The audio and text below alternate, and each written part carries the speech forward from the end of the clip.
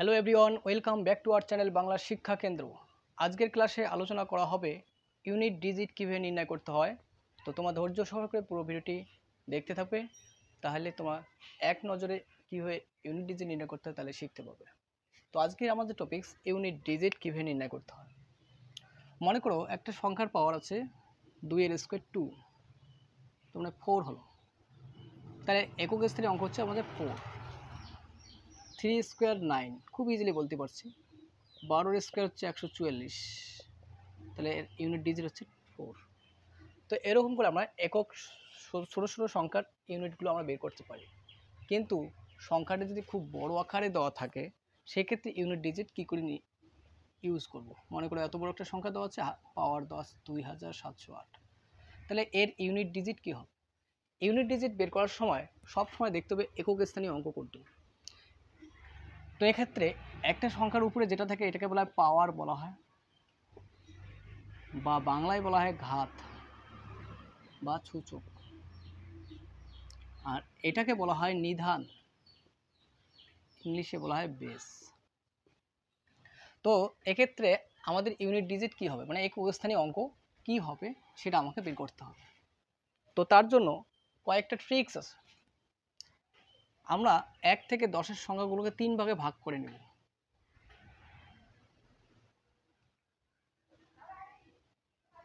প্রথম ভাগে কি কি থাকবে? 0, 1, 5, 6।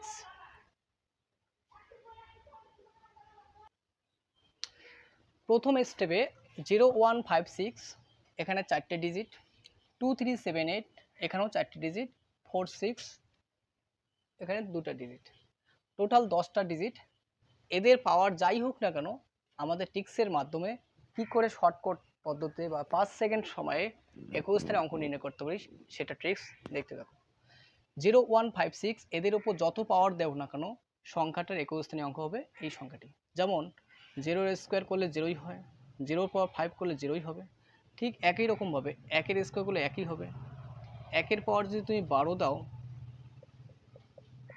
একই হবে। যেটাই করো না কোনো সবগুলো একক স্থানীয় অঙ্ক একই আসতেছে। সেরকম 5-এর পাওয়ার 1 করলে 5 হচ্ছে, 5-এর স্কোয়ার করলে হচ্ছে 25 হচ্ছে, 5-এর পাওয়ার 3 করতে হচ্ছে 125, সবগুলো শেষে একক স্থানীয় কত আসতেছে? 5 আসতেছে। আর 6-এর পাওয়ার দাও, 6-এর 36 স্কোয়ার, 6-এর কিউব হচ্ছে 6 × 36, 3 × 216, 6 আসবে একক স্থানীয় অঙ্ক। তাহলে এক্ষেত্রে 6-এর 1, 2, 1, 5, 6 এদের উপর পাওয়ার যাই চাপিয়ে দাও না কেন এদের একক স্থানীয় অঙ্ক কী হবে? এই সংখ্যাটি হবে। তো ধরলাম 2025 এর পাওয়ার হচ্ছে 2024।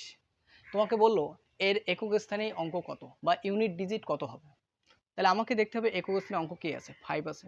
তাহলে 5-এর মাথায় 2024, 5-এর মাথায় 2024, এই যে 5, তাহলে 5-এর মাথায় যে পাওয়ার যাই থাক না কেন এর একক স্থানে ইউনিট ডিজিট কত হবে? 5 হবে ইউনিট ডিজিট। তো ঠিক একই রকমভাবে আরেকটা করা যাক। তো মনে করো এবার একটা সংখ্যা দিলাম 787, পাওয়ার দেওয়া আছে 2017, সরি এটা 6 করে দাও। তাহলে এখানে ইউনিট ডিজিটকে একক স্থানীয় অঙ্ক 6, 6-এর পাওয়ার চাপিয়ে দাও 17, তাহলে একক স্থানীয় অঙ্ক 6 আছে। তাহলে 6-এর পাওয়ার যাই থাক না কোনো এর ইউনিট ডিজিট কত হবে? 6 হবে। তো এরকম আমাদের 2, 3, 7, 8-এর ক্ষেত্রে কি হয়? মনে করো 2-এর পাওয়ার 1, 2 হলো, 2-এর পাওয়ার 2 স্কোয়ার দিলাম 4 হলো, 2-এর পাওয়ার 3 দিলাম 8 হলো, 2-এর পাওয়ার 4 দিলাম 16 হলো, 2-এর পাওয়ার 5 দিলাম 32 হলো। অর্থাৎ 2-এর পাওয়ার প্রথম অবস্থায় 2, 4 ঘর পরে আবার একক স্থানে 2 আসলো, অর্থাৎ 4 বার পর রিপিট হচ্ছে। এরকম করে প্রত্যেকটা সংখ্যাই সেম হবে। এর ইউনিট ডিজিট 2, 3 করলে 4 নম্বর পর ইউনিট ডিজিট 3 আসবে। তো এই জন্য এদের পাওয়ার যে থাকবে সেই পাওয়ারকে 4 দিয়ে ভাগ করব। সেই পাওয়ারকে 4 দিয়ে ভাগ করলে যে ভাগ শেষ থাকলে সেটাই হবে ওর পাওয়ার। তার মানে এদের পাওয়ারকে কি করব? 4 দ্বারা ভাগ করব।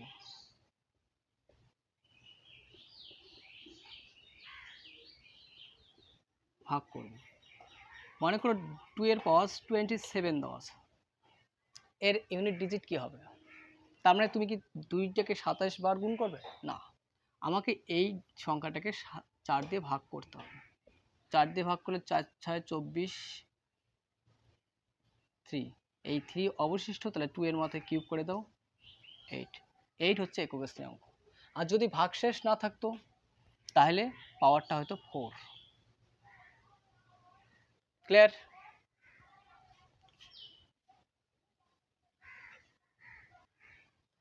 তো এরকম আরেকটা করা যাক। মনে করো সংখ্যাটা এবার 327, পাওয়ার দেওয়া হলো 208, বলা হলো এর একক স্থানীয় অঙ্ক কত হবে বা ইউনিট ডিজিট কত হবে। তাহলে এখানে 7-এর মাথায় কি আছে? 207 আছে। আমাকে কি করতে হবে? এই পাওয়ারটাকে 4 দিয়ে ভাগ করতে হবে। কেন? 2 3 7 8 এই 4টা সংখ্যা যেখানেই থাকবে কেন একক স্থানে, দেখা মাত্রই পাওয়ারকে 4 দ্বারা ভাগ করবে। ভাগ করলে ভাগশেষ থাকলে সেটাই হচ্ছে ওর পাওয়ার একক স্থানে। আর যদি ভাগশেষ না থাকে তাহলে সেটা হবে তার, যেটাতে ভাগ করবো সেটাই হচ্ছে পাওয়ার। তাহলে 208কে আমি কি করব? 4 দ্বারা ভাগ করব। 4 5 20, 4 কাটিয়ে নাও, 4 অক্ষে 4, এটা ভাগশেষ নেই, তাহলে এই 4 হবে এর পাওয়ার। কার পাওয়ার? 7-এর পাওয়ার। তাহলে 7-এর পাওয়ার করলে কত হয়? 7 7 49, 49কে 7 দিয়ে গুণ করো, 63 66 21, এর একক স্থানীয় অঙ্ক হবে 1। ঠিক আছে, নেক্সট আসা যাক 4 আর 6। 4 আর 6 এদের পাওয়ারকে মনে করো 4 আছে, 4-এর পাওয়ার 1 থাকলে 4 হচ্ছে, 4-এর পাওয়ার 2 হচ্ছে 16 হচ্ছে, 4-এর পাওয়ার 3 হলে 4 16 64 হচ্ছে। দেখা যাচ্ছে পাওয়ার যখন বেজোড় সংখ্যা থাকে তখন 4 আসে, আবার 2 ঘর পর যখন পাওয়ার আসে জোড় সংখ্যা তখন 4 আসে। অর্থাৎ এদের পাওয়ারটা যদি জোড় সংখ্যা হয়, ঠিক আছে, 4-এর পাওয়ার যদি জোড় হয় তাহলে সেটাই হচ্ছে ওর ইউনিট ডিজিট, আর বেজোড় হলে 6 হবে। তাহলে এক্ষেত্রে আমরা ট্রিক্স কি লিখতে পারি? ট্রিক্স লিখতে পারি পাওয়ার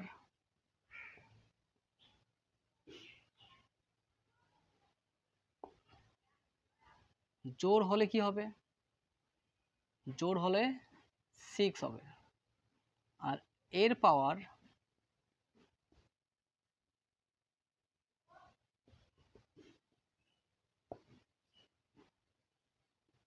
বিজোড় হলে 4 হবে।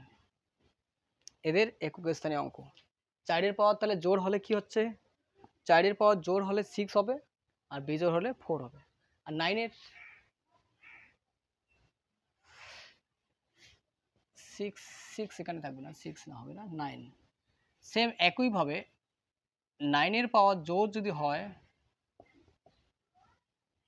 আর বিজোড় যদি হয় কি হবে? 9-এর পাওয়ার জোড় হলে কত হবে? 1 হবে, কারণ 9-এর স্কোয়ার কত হয়? 81, 1 আসতেছে। আর বিজোড় হলে 9 হবে।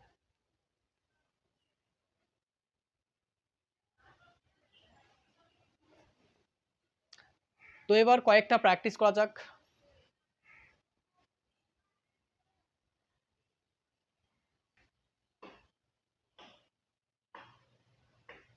তাহলে আমরা প্র্যাকটিস করি কোশ্চেন নম্বর 1।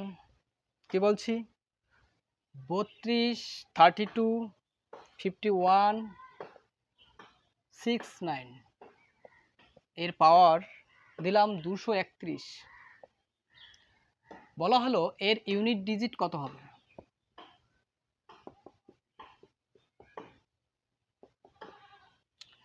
তো এত বড় একটা সংখ্যা আমরা কি করতে হবে?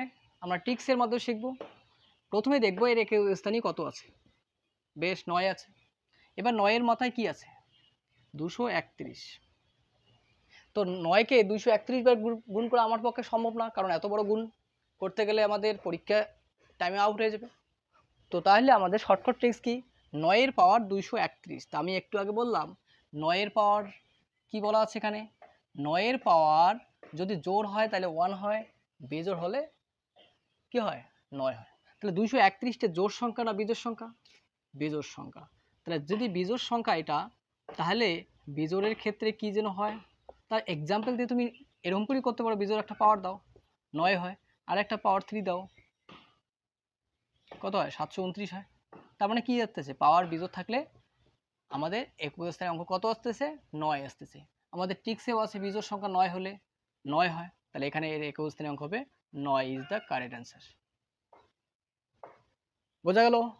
নেক্সট আরেকটা প্র্যাকটিস করা যাক।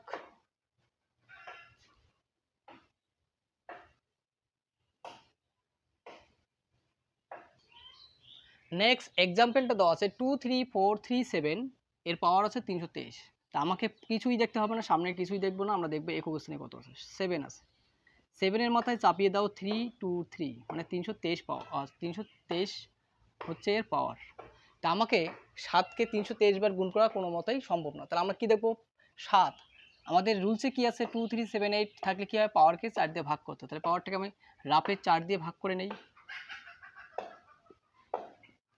4 7 28, 29 30 31 32, 4 3, 6 7 42, 1 আসতেছে, 4 7 28, 29 30 31 32, 4 3, 6 7 42, 1 আসতেছে পাওয়ার। তাহলে 7-এর পাওয়ার কত, 1। 7-এর পাওয়ার 1 মানে কত, তাহলে এর ইউনিট ডিজিট হবে, এত বড় একটা সংখ্যার unit digit 7 is the correct answer. তো নেক্সট আরেকটা করা যাক। নেক্সট যে কোশ্চেনটি বলছে 550 পাওয়ার হচ্ছে 27 প্লাস 571 পাওয়ার 30 প্লাস 696 পাওয়ার 207 প্লাস 725 পাওয়ার 2025 দিয়ে বললো এর ইউনিট ডিজিট কত হবে, ইউনিট ডিজিট চেয়েছে। তো এত বিশাল বড় একটা সংখ্যা এবং সংখ্যাগুলোর যোগ করে তারপর ইউনিট ডিজিট চেয়েছে। তো আমাদের দেখতে হবে 0, এর একক স্থানে আছে 0, এখানে আছে 1 6 5।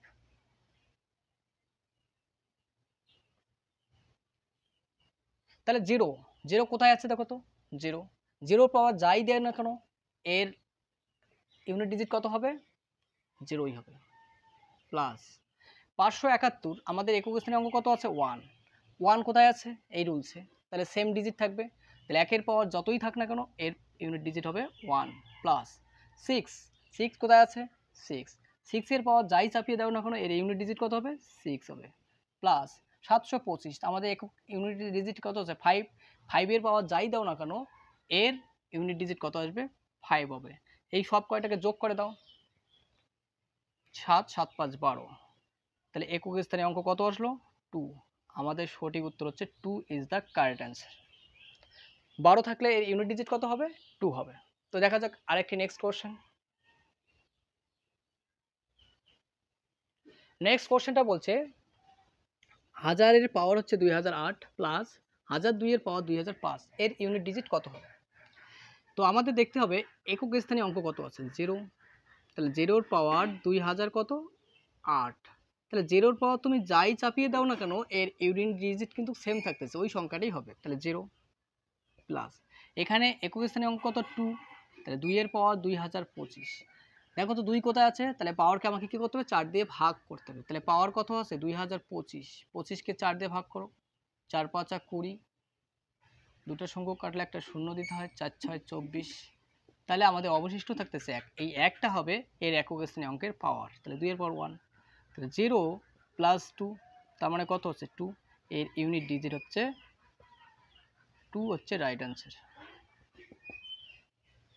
তো অঙ্কগুলো খুবই সহজ, তোমরা শুধু এটা মনে রাখবে 0 1 5 6 যদি থাকে এদের পাওয়ার যাই দাও না কেন এদের ইউনিট ডিজিট 0 1 5 6ই হবে।